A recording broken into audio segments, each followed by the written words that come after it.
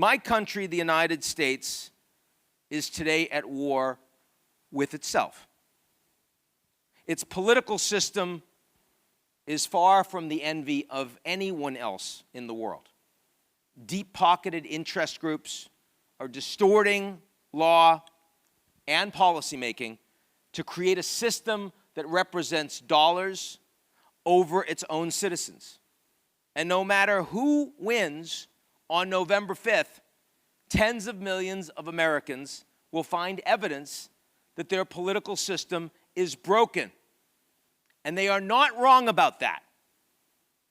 The post-election period is uniquely dangerous, as we are about to have an election whose outcome will be perceived as illegitimate by nearly half of the country.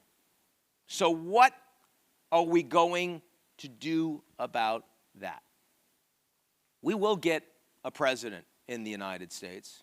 I mean, not on November 5th. We won't know on the day who's going to win. We might not know in a week. It's most likely that it's going to be so close that both sides will say that they've won. And then there'll be lawsuits. And there'll be different lawsuits. The Democrats will have lawsuits in some states where they say that there was voter harassment and intimidation. They couldn't get to the polls.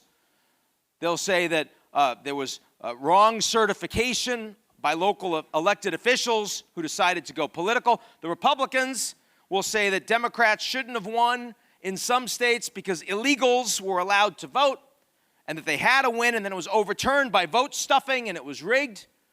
And the judicial system still works in the U.S.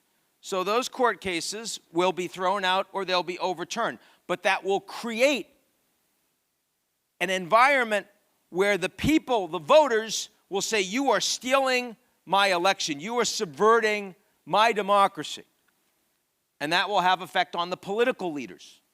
And when you finally get a president, the opponents to that president, not just the citizens, but a lot of the members of that party and the politically elected officials will say, this is not my president.